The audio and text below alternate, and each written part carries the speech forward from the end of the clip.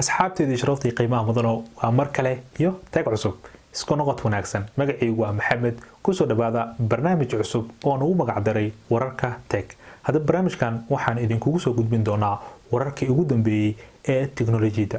hadaba maanta wararkeena waxaa kamid ah shirkadda Apple ayaa haddeertan ku howlan inay soo saarto telefoonka iPhone 12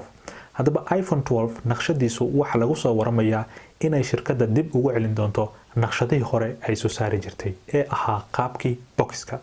sidoo kale iPhone 12 wuxuu lahaan doonaa 4 model waxa ayna kala yihiin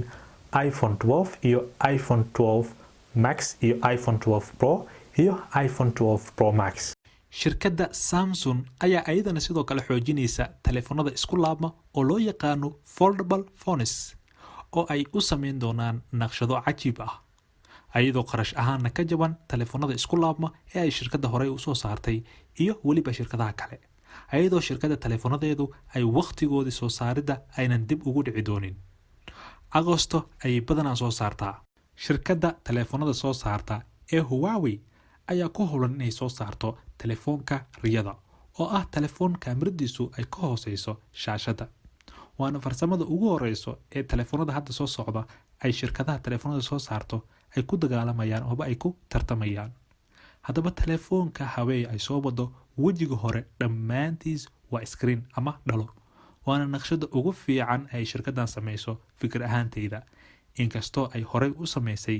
naqshad u dhow naqshada shirkadda Twitterka ayaa haddeertan waxa ay soo wadaa barnaamij ay ugu magac dartay Flids hadaba Flids barnaamijkaas waxa uu u shaqeynayaa qaabka storieska Instagramka iyo Facebook oo kale 24 saac oo kaliya ayuu yaalayaa kadibna wuu ka baxayaa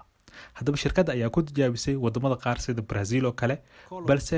wali yacni official wadan walba uu ciyaaris badan yahay oo aan anigaba ka mid ahay dadka ciyaara ayaa lagu soo daray update cusub oo ah season 7 iyo markaan gaariga Tang ayaad wadan kartaa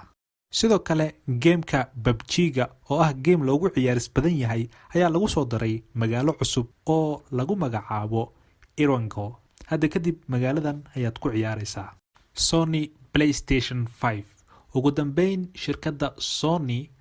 ayaa shaacisay PlayStation 5 naqshada PS5 waa ka duwan yahay naqshadii hore gacmaha gameka ayaa leh DualSense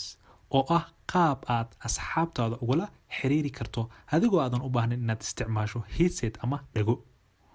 waxa uuna ka kooban yahay microphone uu leeyahay